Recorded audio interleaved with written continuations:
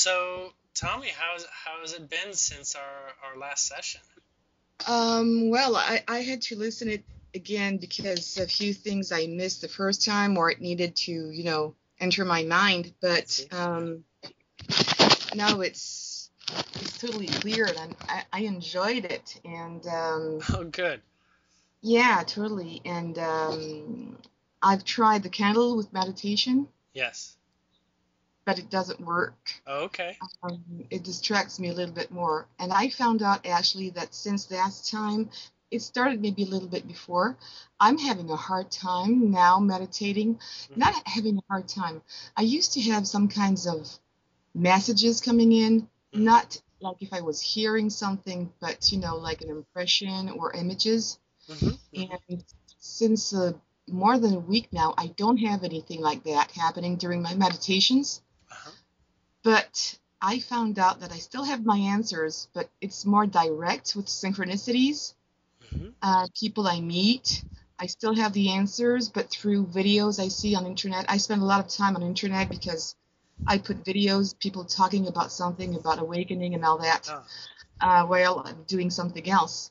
But I have the answers that way, and it comes very quickly. And it's very useful because on the one level, your mind is surprised.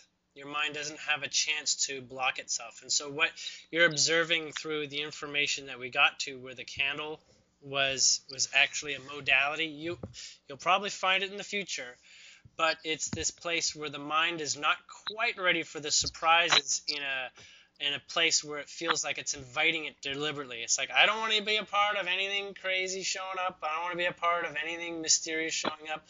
On some levels, the mind and the subconscious is protecting itself from doing that. Okay, Oh, that because happens with a lot of I people want who to be. begin meditation. They're like, I want a great experience, but there's a lot of things I don't want, right? So the I don't feel that way synchronicities are though. the outside influence. It's kind of like a surprise party, right? Like you can't consciously feel like you're micromanaging that. Uh-huh. Does that make sense? Yes, but yeah, it makes sense. But also, I really invite, I would like to, yeah, I tell whatever, I protect myself first, with my angels. I don't want to call anybody bad, so Hmm. I, I really protect myself before. But I say, okay, I'm certainly going to be surprised and I'm certainly going to be freaked out if something really happens. But okay, I'm asking for it, so go ahead. I want that. I Hmm. want to hear things. I maybe want to see things. Hmm. If Hmm. they want to show up, even if it's just an hologram or something, Hmm. of course I'm going to be freaked out just for a second because Hmm. I'm going to be surprised, Yeah. but I'll get used to it. And if I want to see more and understand more, I'm conscious that I'm asking for something, Hmm. and I'm going to be freaked out maybe the first time, but I'm ready for it. So that's uh, ideal that you're saying that, Uh-huh. but at the same time, a part of you has chosen still a softer path than that. So you're going to Oh. get incredible information spontaneously, but you're not going to get surprised. It's going to feel more like, wow, that was perfect timing, or wow, oh my God, that's an amazing realization, you know, and it's not going to be like that was too much. You're actually getting a little bit more digestible sized downloads, if that makes Mm-hmm. sense. The surprises are going to come in the fact that it's so improbable.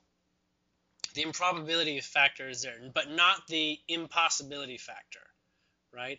Now, on one level, there's a part of you that does want to be excited. It does want to say, let's change the scenery. Let's get this scenery, moving. Let's take this up and whatnot. But on another level, your heart and your mind already have an arrangement to say, no heart attacks here. Let's just uh, let's just follow this always in a place of love. Let's always, you know, let her find things when she's feeling good and when she's open and feeling good. Sort of like in training you into the moods that feel good to be the greater spark of opening, and this greater place of realizing that your vibration is high, so you can begin relating to vibrations that are high. Now, it is one of those things where people sometimes do have some incredible, experience. It could be out of body. It can be a situation that shows up that's just altogether feels like a lottery or something like that. And you can invite those consciously. And should you choose, you are getting closer and closer to allowing those things to happen. But what's happening is that they're happening in smaller forms, so that your mind is actually not altogether against the idea. It isn't right now, and you can speak to that. You could say, you know what, I can handle anything. But another part of you says, you know what, but I'm still not without fears. I'm still not without trepidations in life overall. So most of these things that are exceptional are going to be a great relief. They're going to be a great relief because you say, I can finally have this, and finally really enjoy it, and finally have no doubt, and finally, go with this full force, in this way that it's almost like this is so incredible, even just for me. It doesn't matter if anybody else gets to have this experience with me. It's like this does so much for me. This is very much in your timeline. This is very, very present. It's on that precipice. I want to say, call me up if this doesn't happen in the next couple of months. Several things, more than one. Or if you don't recognize it, maybe it'll come in. So, because you froze up. Yes. What's that? You froze up. I couldn't understand you. Oh, okay. Could you come back before? What's in my? I just understood timeline.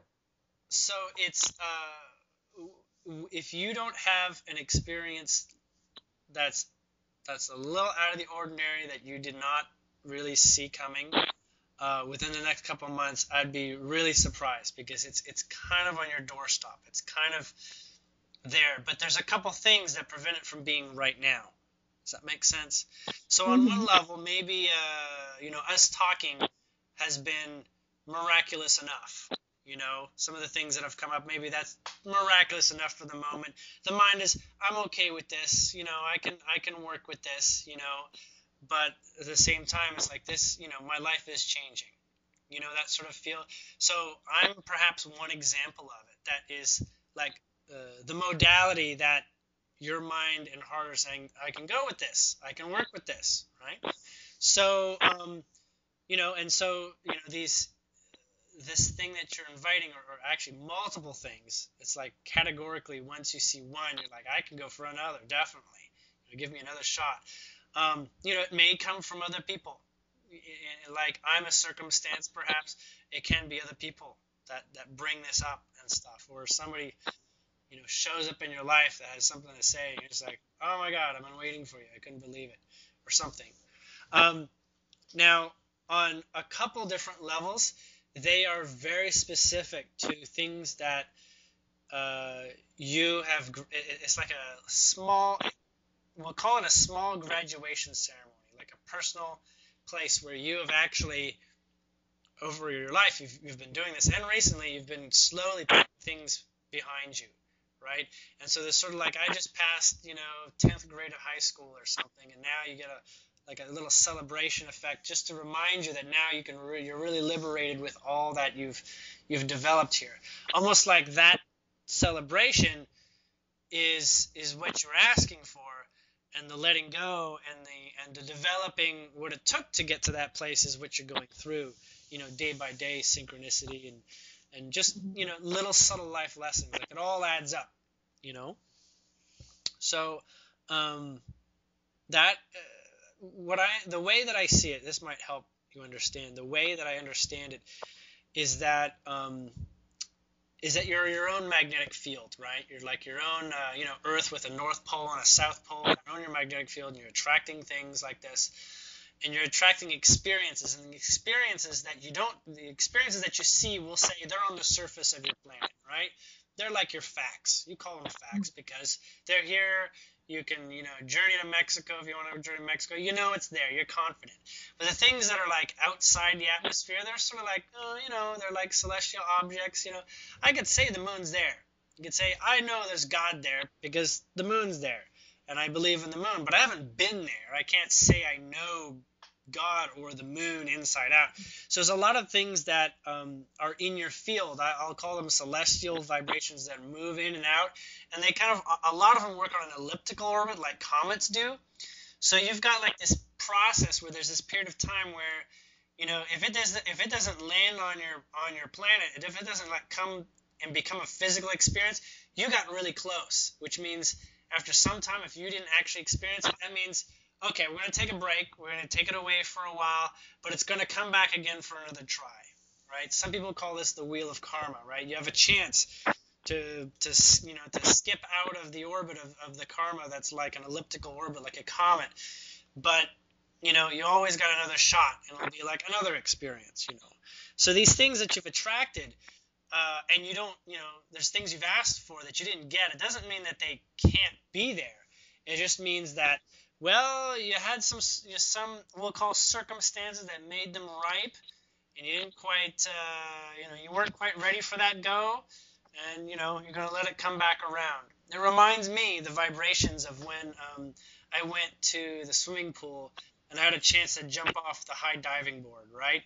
I go up to the high diving board, you know, and I'm scared, I'm nervous, I've got, you know, jitters, and I'm like, dude, this is my chance. I'm here. I'm right now. I can do this. And then ultimately, it's like, no, I'm not taking the jump. I'm not doing it. You know, and it's not a judgment. It's not like, oh, you failed, you get an F. You know, forever after your grade is going to be shown. You always got tomorrow. You always got 5 minutes later. It's never truly. There's no actual lost opportunities. So Yeah, there's just now I sometimes. feel like that. What's that? I feel like I did something wrong, or I missed something, or I was not enough, or I'm Right. not enough, Especially when you because feel you're I very don't think I'm close. not good at. Yeah, especially when you feel you're very close to it. But Yes, and that's very frustrating, because you know that it's there, you know, and it appears on another way. So I'm still happy because I still have the information, but not really the way I would like to. I would like really to be able to communicate. But also what I ask for, so maybe they're playing with that. Maybe I ask for something clear, because I know very often they would send you messages like metaphors. And I said, okay, I'm not very good in that, so I want something clear. And I think they got me at word, because with the videos or people that they put me since the last time we talked together, it's very clear. I mean, I asked an answer, I got the question. The video that I really needed, I was looking for this video for a long time, and just that video pops up yes. from internet. So, I mean, Yes. it can't be clearer, so I'm happy about that. But, I mean, yeah, but So it's maybe not the way I wanted this to happen. I want to see them, I want to talk to them, I want to have really a communication. and they're saying that is all on the table, as everything is possible, but not just because the rule everything is possible. I'm using air quotes here. Not just because everything deserves to be possible, but because you're passionate about it. Now, there's other things you're not passionate about. They're not close to your orbit. There's things that you are passionate about. And most of the time, the purpose that our inner being brings up and say, I'm going to be passionate about something, like what makes me obsessed or whatever like this, it's because that's a goal. We call it a goal for the mind. The mind says, go for that, go for that. But in fact, the oxymoron or the paradox here is that it's only the mind that keeps you from having it, right? So there's a procedure of beliefs, limitations, subtle elements that make you not vibrationally available to have that experience, because you've got unconscious, subconscious elements that tie to it. Like let's just say for some reason, I'm a man. I say I want to have a baby. Like I want to be a man and I want to have a baby because anything's possible, right? I say, well, okay, so I'll just develop a uterus or whatever my beliefs say. This is what I need to have a baby, right? But in the end, I've got a whole bunch of things that are challenging me to say, wow, I got to do a lot of things to make this possible. There's a lot of different ingredients. There's a place where my mind is in the way of that, making it feel believable and accessible. However, I can say, I just want a baby. I don't care about the process. I just want a baby. All right? Next thing you know, a baby shows up in my lap, right? Not just spontaneously. It's like, my best friend dies and, or something like that, and leaves me as the godparents or something like that. And I just find out, like, oh my God, And so it happens in ways that are not too challenging for the mind. Does that make sense? What you're looking at, what you're in love with is actually the mystical. Okay? The mystical that literally says, because it's mystical, the rules of reality are broken down because I want some of these rules broken down so I can have a little bit more fun with reality. Okay? You come from a place where mystical is actually pretty regular. So it's kind of like, I want my magic powers back. Okay? And that is part of the way that you request specific miraculous experiences to come in a certain way. But your mind says, we're not a magician yet. We're not a wizard. We're not a sorceress. We're not, we don't have that. We're not on that wavelength, because on one level, the mind is extremely afraid of that role, because what happens is that you're now an alien on Earth. You're a foreigner in many, many ways, with just 10 times as many fears as joys coming at the same time, right? Too much for the mind to micromanage. So in fact, what you do is everything that your field is telling me vibrationally is that you're inviting the whole world to become an environment where magic is more prevalent. So not only you get the powers, but other people will have the powers, and some will have it before you, so that you're not, the first person to, show off powers. You might even go and learn directly from them and say, hey, I'm ready, whatever you did, let me follow in your footsteps, and maybe a magician's apprentice, I don't know. But the point is, you're shifting the reality space so that your ego doesn't, and your mind doesn't feel like I'm the initiator. I'm the one that gets it all to happen. Because in your place, your mind is not interested in teaching magic to the whole world. It is interested in teaching magic, but it doesn't want to be the only one standing there. It's not ready for that experience. And it also doesn't want to be the only one that can do magic and feel like no one else is able to pick it up easy enough, right? Because now you feel like I can't even be a good teacher. Even though I can do it, I'm having trouble with the idea of teaching. So those elements are playing into some of the miraculous things that you've seen now, or that you're asking to see. Now, on another level, there's lots of things that are ripe and ready to happen. And that is, for one, lucid dreaming. You're on this level where you are ready to see the worlds that you're attracting. I'm talking about this field. You're ready to go into the dream space and say, hey, I'm the manager. I'm the manager of this virtual reality. Let's play. Let's sort out what things have I been interested in. Let's see what world would be if all of a sudden the vibration were to become very easy for magic to exist. And guess what? All those things that would be in the way would be there that you didn't think about, but they're vibrationally a limit that your mind, has this belief of how things work. And then you can sort it out. You can pick through it. There's this idea where people start learning magic where you're also going to get like bad wizards too. Selfish wizards, things like this. You're like, I'm not really into doing battle. I don't want to do magic battle. This is not the kind of fantasy that I'm interested in. I don't want an actual Lord of the Rings crummy dark world as well as exciting world, because there's this place where, it's just not the world you come from. And so you're not in harmony to just move in that direction. However, you're going to be amongst the earliest people that will start doing things that are very unusual and abnormal. There are people that already can do some of these things, that are born with these abilities, like, are hidden away in China and other places of the world, and you don't really get to see their powers. But it's going to seem like some things that you can easily hide. Like, for instance, one of the things I see in your field is you'll be able to create flame out of thin air. Just about. It's almost like you create some sort of spark to something that can actually catch flame, like a candle flame, or a lighter. Like you'll hold a lighter open, you'll just hold down the button, and you'll be able to like start it up, and then the fuel will take it from there. Things like this. And what about moving things like telekinesis? Because I've Telekinesis. already. Yeah, so telekinesis will happen, but you're going to find out, and this is in your field right now, and it's going to change, but you're going to have the ability to move things just enough to prove to yourself that you moved it. So that might be only a wiggle, right? Just a wiggle, because now it says, okay, you got it to wiggle. Mind, how are you going to digest this information? And then you go for like a while, like, oh, now what am I doing? Okay, Yeah, because now I what do I have do this with myself? thing that This I is already did possible. it. Yeah, your mind got what we call the proof, right? Your mind likes proof. You familiar with my story with the penny? Yeah. Yeah, so that really lobotomized my brain.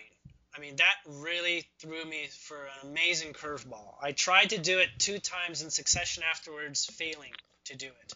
And I said, what gives? What am I doing wrong? I was on top of the world after it first happened. I was in tears, massive emotional release.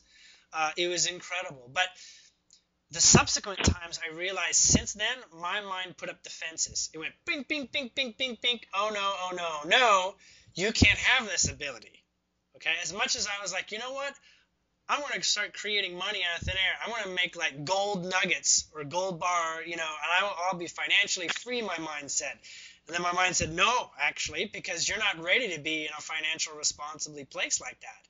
I'm not ready for that kind of wealth. And so I had to process, oh God, can you believe it? My own belief that I should be rich is actually in the way of this possibility. So It's crazy. So I had massive transformations that it's still happening today. I'm still going through that at this time. I mean, I'm feeling a lot more comfortable, but I also know what that process was. It's like peeking into the curtain in Wizard of Oz, right? It's seeing beyond the veil, and the direction that I was going with my life to serve people and to be of service and to be authentic in the fact that I'm seeing another world here, and I'm willing to speak of it and speak from it in high levels of confidence. This is an example that I brought for myself to sort of entrain my mind, saying, you know what, you're one of those guys that can talk by being off the deep end, and things like that. For a long time, my seeing energy was actually more distracting than helpful. So I had to find a relationship with seeing energy. So now I don't go around paying attention to the energy all the time, right? It's like paying attention to different things that are, physically different colors. It doesn't bother me. I don't care what color it is. I just don't pay attention. Like, if you walked around and everybody changed the light bulbs to be different colors, at a certain point you get over it. Yeah. It's like, okay. If I want to figure out why somebody made this light bulb green, I'll give some attention and try to figure that out if I want to. But it's not my purpose. It's just there to unlock some reality truths for me. And you're very much on that path. You're very much looking to practice stepping into this broader perception. And there's going to be continuous information, as you've already gotten, lots of practices, lots of exercises that you can do. The one that actually changed my life, well, didn't change my life, it did a lot for me first, was actually cloud busting. You familiar with cloud bursting? You look at a cloud, like a little cloud floating. I've done that. I thought Yes. it was not me. I've done that. I saw a video that somebody sent me, and I said, okay, I immediately did it. Yes. And it worked. I did it 3 or 4 times, and it worked. I said, okay, it's maybe just the cloud is like that and the wind. So I tried to take another one with no wind so it could not disappear that fast. And I could really make it disappear. I tried to make a hole like this, the circle rule. Yeah. I didn't make it. But I said, okay, maybe you're trying too hard, too complicated right now. But I did it. It worked. But I thought, oh, it's too easy. It can't be that. Anybody can do it. So it's water, first off, which is actually the most programmable substance. It's like fairy dust, okay? Water is crystalline, first off. And crystals are the most receptive elements to our consciousness. and water is crystal, especially vaporous water. That means like very, very small crystals, very receptive, okay? And that's why when you have a glass of water, you can pour an emotion into the water, or a word or a phrase, and now you're drinking that energy, and your whole body gets the message when you do that. So, and at the same time, if you want a next exercise that might be easier, try fabricating a cloud. Try making a cloud appear. That's fun too. It's not that much harder than making them disappear. Okay? You'll get a kick out of it. The other thing you can do is you're actually going to be pretty good with anything that has to do with flames. So practice making the flame lean to the left a little bit more than to the right. Like if it flickers, watch it flicker to the left. Or you could just say make it get longer, right? Like give it more energy to become longer.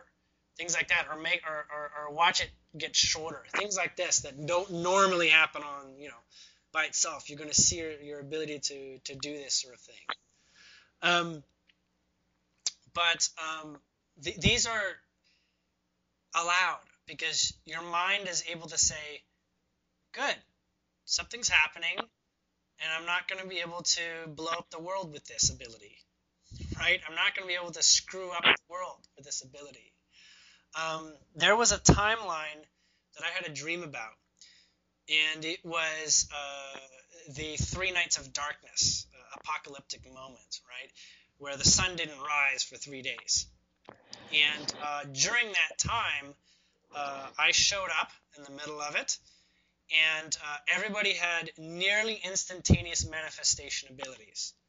So anything that you thought about was going to manifest within about a minute, right? Anything you gave attention to. And what happened was that this world I showed up, like there was hardly any people. There was screaming, there was fires, there's alarms in the distance. This is like a terrible world because people could not control their experience. I looked around, there's car crashes everywhere. I even saw like sports cars, but they were like crashed with like the whole windshield knocked out, like somebody went through the windshield, right? And I saw a couple dismembered parts of bodies and things, and I was like, this is awful. Like, what happened here? And I came across some people, and they were petrified, and they were huddled, and they were just trying to not think. They're trying to keep the fears out of their mind and whatnot, and they're huddled. And I said, take it easy. I tried to calm them down and found some other people. And I started I said, we're going to come up with something here that we're going to protect ourselves so that we keep our vibrations up. That's the most important thing. Keep your vibration up. Otherwise, you're going to manifest your fears too quickly. So we're going to stay together. We're going to create a positive mood. So I got this lantern. We decided that staying within the light of the lantern, you were safe. We all made a decision. Yes, this is good. So we went around looking for other, we'll call survivors, and we found them and whatnot. And we made it, quite a ways into this journey. And a bunch of different experiences happened that followed that. But it was an extreme possibility, right? It was an extreme timeline. And I said, oh my God, okay, instant manifestation, maybe not such a great thing. Maybe I'm not quite ready for that world, right? And it was very lucid, so it was as real as real gets in many ways. So a lot of times, and this is what you're coming up to soon, is having some really literal lucid dreams, some very memorable dreams where you're on the drawing board.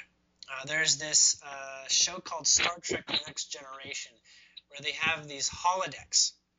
It's a room that you go in, and it's a futuristic computer, and you just say what you want, and it'll create a hologram of whatever you're talking about.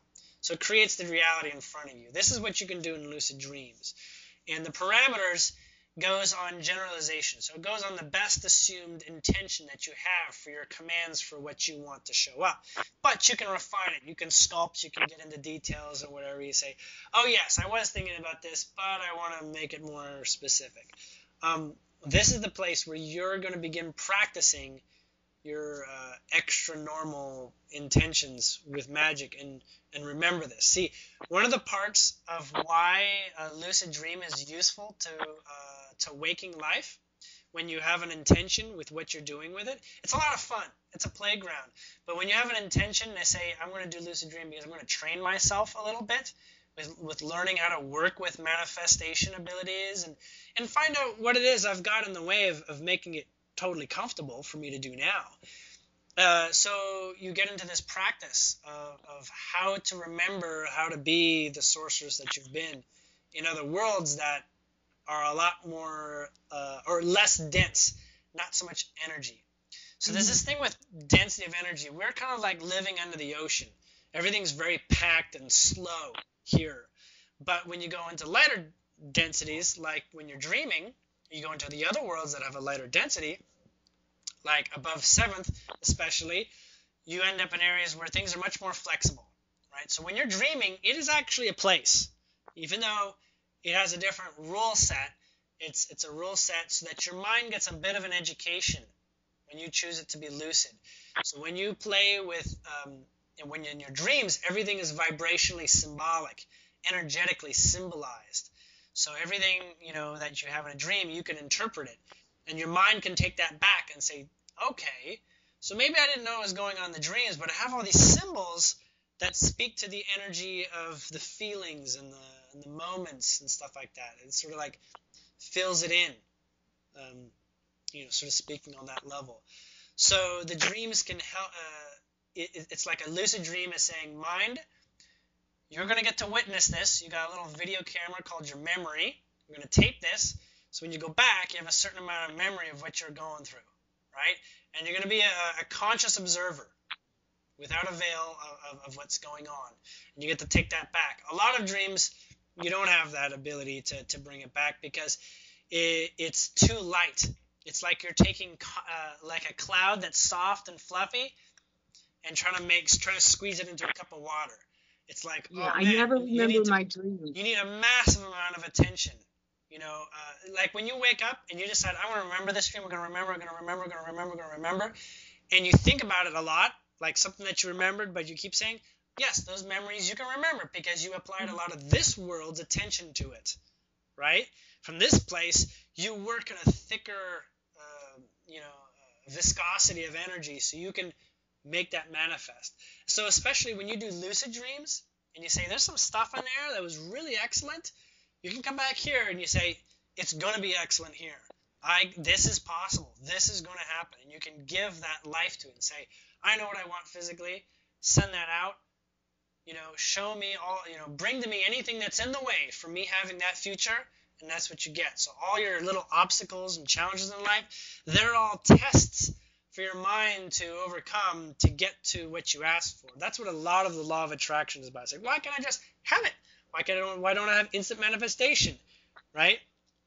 Well, because you're working with a lot of beliefs, a lot of reality that pre-exists. You have to be able to let go of a lot of these rules in order to get there. So that's why we play a lot with this idea. Is law of attraction real or not? Well, not you and I, but many people do. And they wonder, why the timing thing? Well, you always get there when you're the vibration of there. So everything that's in your vibration that stands in opposition, subconscious, it's almost all subconscious, because you don't remember everything you've learned in your life about what's real and what to believe and all this. It's got to show up on its own way, and that's what happens. For me, I gained a great deal of benefit from going to and listing all my memories, all the memories that both bothered me and made me feel good. I literally categorized everything I could remember from my childhood. So I did about a 10-year span, and I just kept going. What else do I remember? My family, these memories. I realized everything that was memorable was actually a program. It actually standardized something that I was to believe this is how it worked. And I could see it. It's like, okay, good. Now it's not the case anymore. And what's funny is I'd written a bunch of these down, and I, months later looked at this, and I said, what is this? I don't even know this. I don't even remember this. I don't remember it. It left my field, literally. I said, I don't believe this. I was like, I remember asking my brother, do you remember this happening? No. Now, on one And level, he said no when I was like, according to this, you were there, right? I moved to a reality where it was not part of my vibration. It literally became a non-existence when I first. and you're totally saying the same thing a different way, and it's excellent. But do you know Matt Can? Yes, Metcon. I just came just by, let's say, synchronicity. Yeah. On his video. I was wondering how I could raise my vibration. I had a problem with my loving myself. Mm-hmm. I love people much easier than I love myself. Mm-hmm. I've never It's called even outer validations. Yes, and I think that somebody else talks about that we just put ourselves down. I think it's him. We put ourselves down all the time, and we put people upper. So I'm trying to work on that too, because this loving ourselves is not the bad ego. It's a very useful ego. Mm-hmm. And this is a belief that I did not have. For me, saying to myself in the morning when I wake up, I love myself, or I love you, was the ego. Mm-hmm. And you're saying that we can and he's saying, like you saying, that we can reprogram our subconscious. Mm-hmm. In the beginning, when you say I love you, when you talk to yourself, it's gonna ring wrong. You'll say, I don't feel it. It's not true. It's like, don't say untruth. That feels wrong to say that. And on he's some saying levels, that, some levels it does feel right, but on other levels you're like, but that is not. It doesn't answer all my issues alone. Yeah, but he said after doing this over and over again, you're going to reprogram your subconscious that are going to say, okay, yeah, you love yourself. So you're going to start feeling better, and it's going to become true. Mm-hmm. So it's exactly what you're saying. It's now your new reality. You changed the old one. So it's perfect. Yeah, you're giving me a great confirmation. Okay, great. Awesome. Because yes, the outer world reflects your vibration always. And there's this idea that we say, but that's not true. I've seen this. I've experienced this. What many people aren't aware of is that actually doesn't have to be your reality. When I look at timelines, I was given great levels of detail in terms of downloads on timelines and how timelines operate. It's a lot like a tree. It has a root system, which is your past. And it has a future, which is like all the branches, but you're always only in the position of the trunk. The roots below, they can be replaced with different roots. And the branches above, there's no necessary order to how they grow. So there is no official important future that you have. There's no official important past that you have. And in the fact, so your memories can actually be reprogrammed. I've had several examples with my family, going back to my childhood, where it's like, how is this? I have a very specific memory, and no one agrees with me. Like, I was like, oh my God, this is incredible. And actually, those experiences serve more in the place to say, yes, I've left a timeline, I've shifted reality. That's no longer a reality that serves anymore. And okay, great. That was actually the purpose of my having a strange memory, right? And you can say, well, I'm delusional, I'm crazy or whatever. But these are things that I know I've talked about and repeated throughout my life. Like I've mentioned this memory, every couple of years I'm mentioning it. I'm not just remembering that I mentioned it. I actually, remember what it was like. So timelines are extremely flexible in these sorts of ways. And sometimes, well, the most likely occasions where timelines do make a really, really big, like, quantum flux and things start acting different is when you get to a moment of intensity. Now, that can be a moment of negative intensity or a moment of positive intensity. I've found that these intense moments in life, we'll call it a lot of stress or something like that, very intense. I don't want to say suicidal, but like, point where you're crying probably. And for either positive or negative reasons. These tend to be the kinds of things that move around your reality. It's like a letting go. That's what crying is. It's a letting go of energy so that energy can take a new form, right? A lot of what I found out with regards to letting go of programs and all this, say, what? a lot of people say, why even let go of programs? Why let go of beliefs? Just replace them with higher beliefs and whatnot, right? With higher vibrational beliefs. But my guides were saying, go ahead. Go and look at that terrible story you once had. Do it. Figure it out. Understand what that was. And I said, well, He's like, yeah, but you're not suffering from it like you once did. Mm-hmm. But your unconscious body does. Your unconscious body remembers it, and you're not really aware of what was really going on, except now you can. Now you can see what really going on. You can really actually let go. Like, a friend of mine stole something from me in 3rd grade, and I hated him. We no longer became friends. I look back on it and I see I made him jealous. I almost led him to steal from me, right? So I was like, oh, shoot, I understand now. I can totally forgive him from where I am understanding it now, right? I feel good. I feel not like, like a real pain. And also because I didn't know, and I know I didn't know. And I can forgive myself for not knowing at the same time that I brought that on. So when I look at an experience in my past, I'm really looking for opportunity, because it's like a key that I left sitting on the bed somewhere. And I can go get it, and it can unlock my future. Because energy, when you have your unconscious and your field, it's like a pattern that holds itself together. But honestly, you can only be aware of so much in your field. There's only so much that's going to fill your ability to give attention with your 5 senses. So in some cases, removing that which is something that you honestly feel like letting go, because now you can consciously say, this really doesn't belong. What is this doing here? This doesn't belong. This is a blockage or something. You consciously address it. You bring the light of your new vibration to it, and it dissolves it. And that creates room for that to fill in with a new positive opportunity in your experience.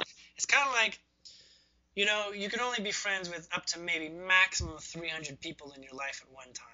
More than 300 people, it's very hard to keep up with them, right? Very hard to, keep up with family. Even so, most people are down to under 50, right?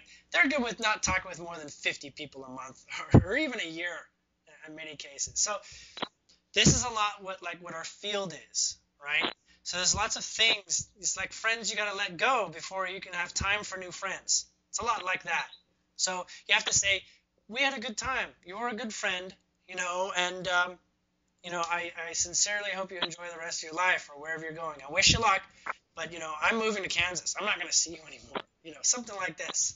And you move on. You move on with your life, and then somebody else gets to show up who's like an upgrade to that friend. Like everything you liked about that person, if you still love it, that doesn't mean that you gave it up unless you believe you had to give up the good with the bad.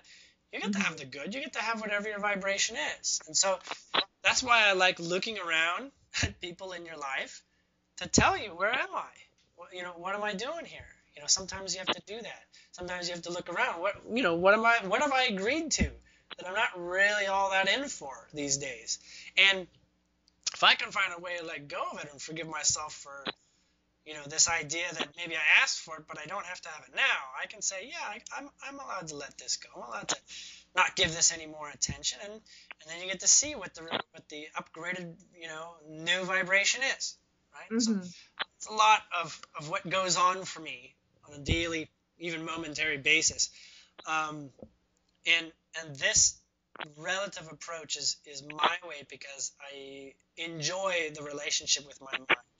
Many people, they may not have as good a relationship with their mind. They may still beat themselves up. They may still say not nice things to them sometimes, they may chastise themselves for getting upset in a circumstance, like this is always a trigger. Like, why is it when somebody puts Parmesan cheese in my pasta, I flip out or something? Why is that? And you may not know, but not to beat yourself up over it, and eventually you can trust yourself that you can find your way there. A great deal of the relationship with the subconscious requires conscious attention. If you want to work with your subconscious, it always gets there and always gets reprogrammed by being aware, by being in this moment. And if you can be free of emotions, because emotions is like the concrete that pours into the mold that says this is now what it's going to be. If you can calm yourself in a state of peace, I don't mean becoming an emotionless person, but when you're giving attention to something that, is a limitation or something you want to take to the next level, Sometimes you just have to not get caught up in it, you know, like don't get caught up in your own stories, sort of thing. And then you have an opportunity to sort of work with it, because now your hands are a little softer, a little steadier, less motivated to, you know, rip something to shreds because it's driving you nuts, you know, because that vibration's a vibration. You'll get something else to rip to shreds. There'll always be something to rip to shreds. And, you know, the idea here is clearly, as we identify more and more of who we are as a soul, our being, who we're in love with in ourselves, and what we love as things out there too, we're raising vibration, and we're letting go of the anchors, like a hot air balloon that's letting go of the ropes that attach it to the ground. Now, Yeah. I've seen a lot of people who do this, and they float away. Okay, they get to a point where they're like, I'm done with the world, and you know, I'm like, where'd you go? What happened to you? You know, like it was nice to see, you know, you enjoying yourself, but you know, what happened to you? Where did you go in this world? And there's a lot of people that are like these types of ascended masters or something like that, where they go and they become like the Buddha state, and they become the rainbow body, and they transition. It's because they really not up for doing anything in the world of contrast and this level of density. They prefer the higher the lighter density exclusively. You know, like the dream world and things like this.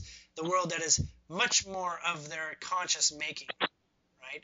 This world is not so obviously of our conscious making, but this level of density is very, very powerful, and this is one of the bigger reasons why so many ETs are interested to see what we do, because we have a vast creation potential here that spreads out in many, many directions. You know, this idea that, you know, ETs can bring technology here and whatnot. Some of these technologies are like ancient. Like they never made it better. And it takes like a human to say, we can take this 20 different ways. We've got the creativity to take this and all sorts of things, you know. I saw this with the Pleiadians that I was observing. They were like, man, humans are really fun. They got a lot of ideas and lots of exciting things to do. It's almost like Pleiadians. You talk to, you know, the idea that they've lived around millions of Pleiadians themselves, the Pleiadians I'm in contact with. They've been around millions of Pleiadians, and none of them ever came up with the idea for surfing on water. Why not? You know, like, because water is actually under their control. They actually control water through gravitational pulls and whatnot. So they have these things like floating pools and strange things like this. And they don't think of surfing. Like, we want something that's alive that can like destroy us. So we can like ride it like a wild beast, you know, and say like, wow, you know, this is a wonderful challenge to overcome. A little dangerous, but yes, that danger makes it that much more enjoyable.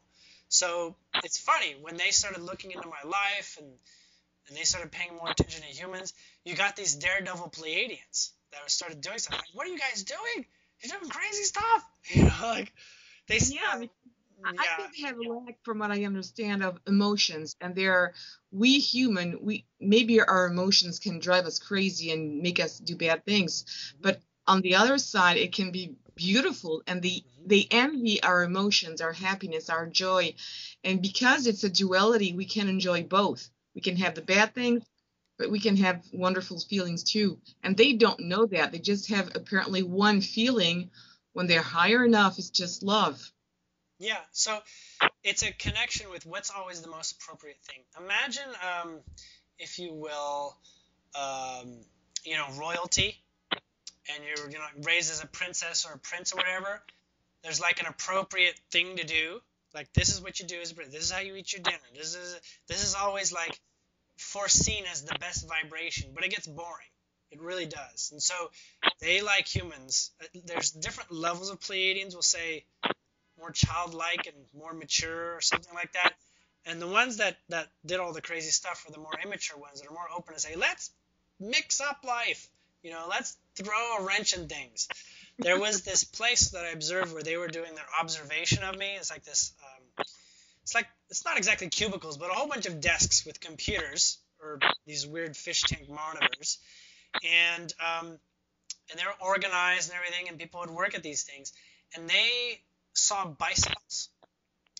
and they recreated some bicycles, some physical bicycles, and they were biking down these aisles that are just like an office with cubicles. It's not much room, and they're just biking as fast as they can because they're just like, just go for it.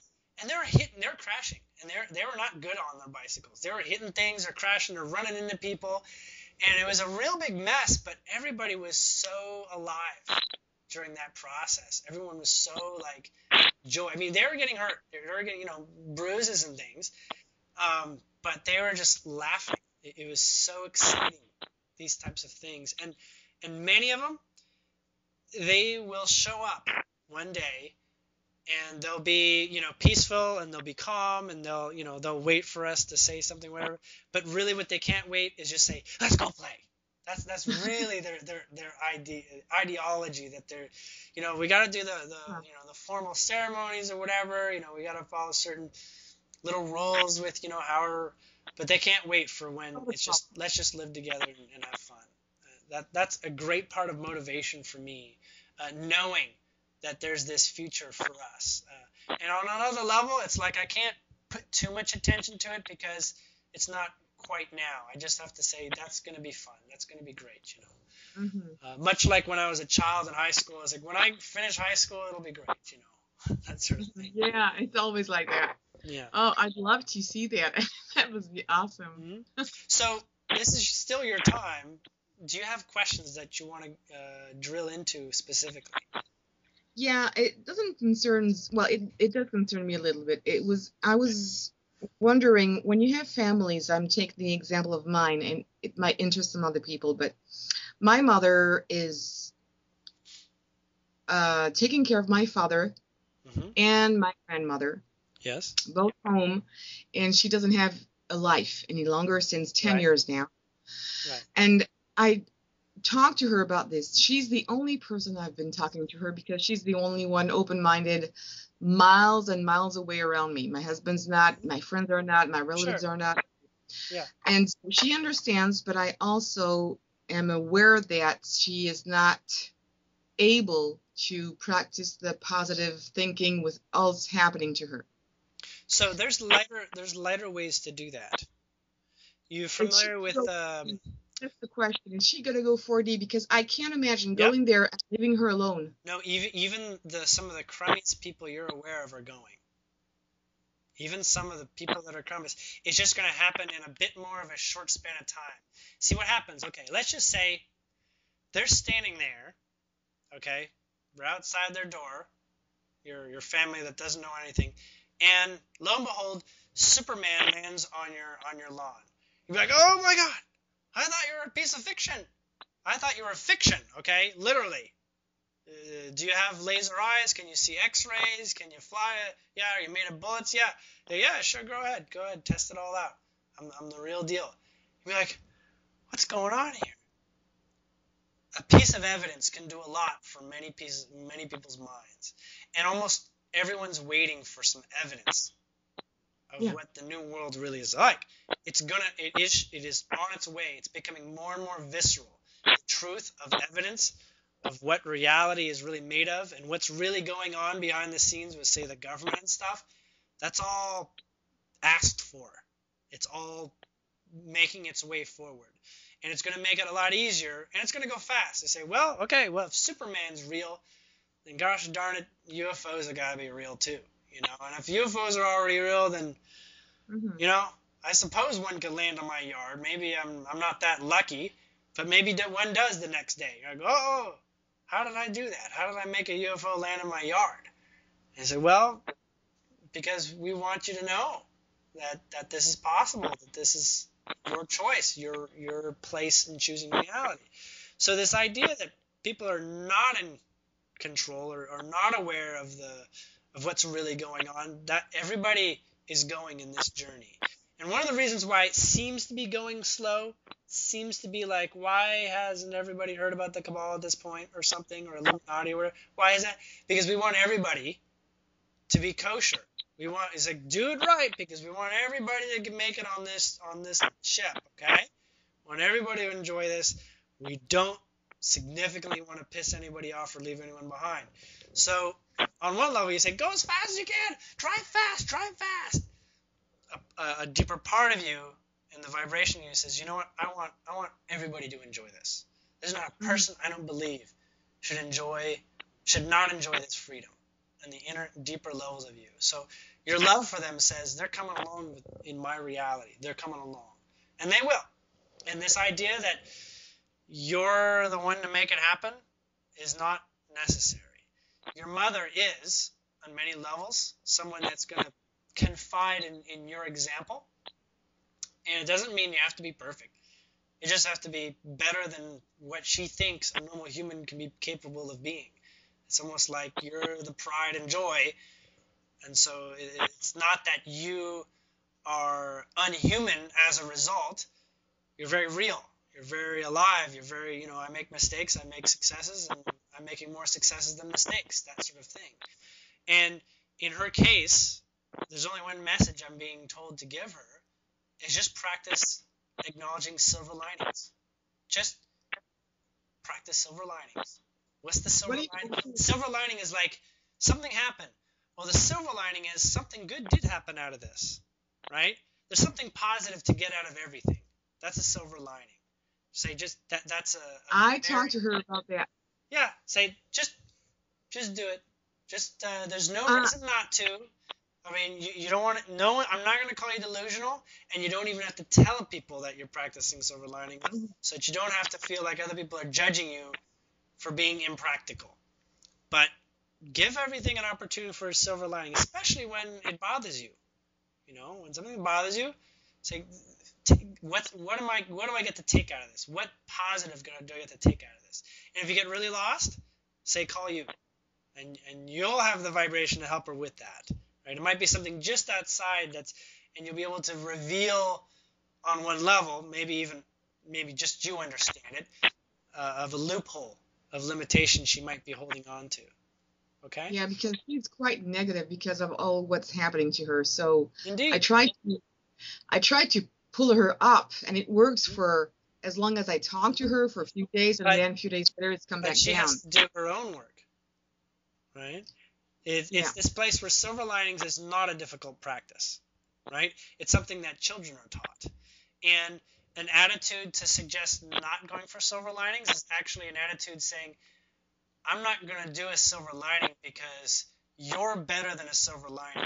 There's a place where you have to say, I want you to have what I have so that you don't have to be dependent on me. Everybody deserves their independence for their vibration. Everybody deserves to be able to make themselves happy regardless of circumstance. Regardless of whatever comes up, you deserve happiness always. Even if you don't believe it, you can still practice silver linings even if you don't feel like you believe it. And it can be silver linings that have nothing to do with you. Say, well, that person, I screwed up and, that person's going to get the benefit from it. Fine. That's, at least somebody else is getting it. That's okay. That's still a vibrational out. Okay? So when we go between different moods, as you're aware, we've got moods that sad, happy, angry, frustrated, whatever. We've got different moods. We'll call states of mind, right? When you're meditating, it's also a state of mind. There's actually several states of mind in meditation. They're the vibration that your body is giving off, and it also has a frequency in your brain, right? So your thoughts operate with everything that's in alignment with that frequency. So there's only certain things you can talk about. In fact, your vocabulary is also limited by the frequency that your brain has. So you actually only have a certain vocabulary, right? So when you're angry, you have a lot more cussing words in there. But, when you're loving and adoring, you don't have the cussing. They're just not in the vibration. They don't fit. They don't help you. So what we have is we have these doorways. It's like tricks to go from one mood to the next. And silver linings is an exercise in opening new doors and in practicing moving from one mood to the next, raising your vibration. It's literally an intent, because in every mood there's 1,000 doors around you. They all lead to worse circumstance, better perceived circumstance, better moods, worse moods, whatever. The one that feels good, you identify this feels good. Silver lining is the idea of it's a good thing. It's a good thing. That is literally like a trick to say, I am choosing a good thing here. I am I'm pulling the door that is the most heart-based choice out of all my choices, so that I can get closer to a better mood. And that is the intent for vibration elevating. And that's all she needs. At this time, you're going to see a lot of good headway. They say, look, you have nothing to lose besides a better attitude. You know? That's exactly what I told her. Yeah. And that's it. And you're going to see that flourish. You're going to get to this place where you're like, she's going to come to you one day, not long. She's like, you know what? Something happened, and I tell you what I thought of it. I thought it was a good thing. Previously, I didn't. That may not be with her family members, but it'd be like, you know what? This is, and you'll be like, that's it. She's on her way. She's on her way. She's got on her scooter and she's making her own progress at this point. That's good. You know, and it unlocks, and she asks you questions along the journey. What about this? What about this? And he's like, well, you know, I'll tell you what I feel. I can only say that. I don't know what's wrong or right. I just know that this feels right for me. You know, and you and I have a certain amount of relationship here where, you know, we agree that we probably have some good ideas between us.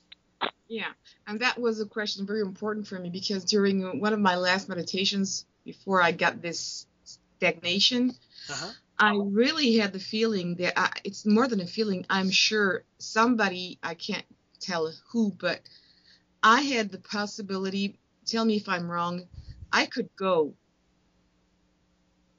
I really saw somebody do, if you want to go, you can go. Mm-hmm. And I was very calm. I didn't interpret it right at the moment. I thought they meant dying. Mm-hmm. And I understood afterwards it was certainly not that. But even though it was dying, because I don't believe in dying, I was not afraid. Yeah. And I said, well, thank you, but I can't do this to my mother. I can't just disappear from her life, whether she reminds me or not. Mm-hmm. But I can't go as long as she stays here alone with her problem, because I'm scared of what she could do. Yes. And a lot of people we'll say in yours and my circumstance, we have created anchors. We're the hot air balloons, but we create some anchors, because the anchors literally give us purpose to bring the earth with us. It's like we're lifting the earth with us. We're lifting the baseline worst circumstance. As we are able to raise our vibrations enough, we may be totally wacky crazy to other people, but no matter what, our vibration is literally is literally bringing our entire world with us. You know, even if it's like, it looks like screaming and scratching and fighting, there's this place where you don't have to do anything with anyone else. You just change the world by your vibration, not individual people. Because if you're changing the world, the people standing on it will go with it. Does that make sense? So your vibration of outlook towards reality is actually more paramount in some cases if you're having challenges with individual people. Is that clear? So in that way, we have anchors, which is like, I'm doing this because, I've got kids or whatever. I'm doing this because I love my family. Family is often a bond that gives us permission to do some crazy stuff because we're backed up in many ways, right? Family also allows us to fly off the handle and explore things within us that's dark and let those out where we wouldn't do that with a stranger. And sometimes it takes somebody close to us that's willing to forgive us from that. So we hire the people that will forgive us, right? I say hire, but vibrationally attract people that we're willing to create a bond with. We have enough good stuff going that I can explore a little bit of my dark side so that I can heal it. Okay. That's often what relationships do.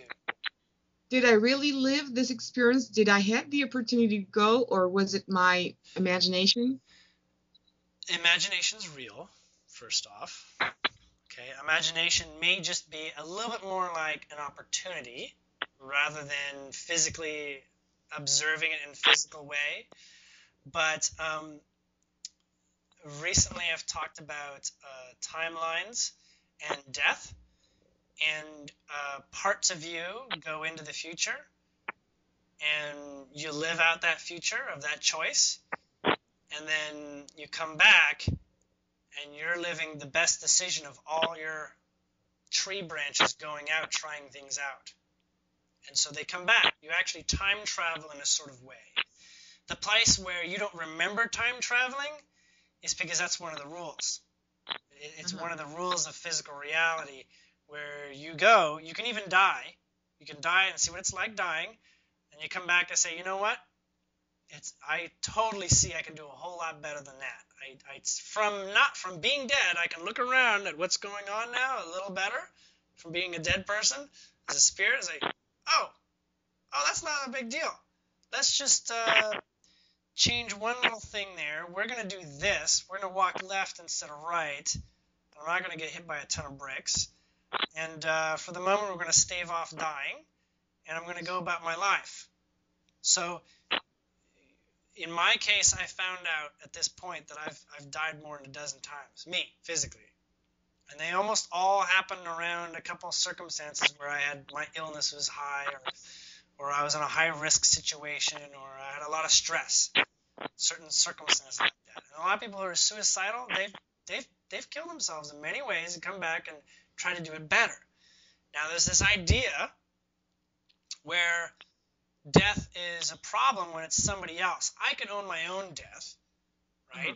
But it never has to happen because I'll just keep coming back and doing it better. You're always living right now. You stay right now. Well, I don't have multiple timelines. I have right now. And that's right. You're actually living the best decision based on all your future explorations and all your past explorations. You're like a consensus zone. You're like in the middle path that was already figured out. So every moment that you're living is actually the best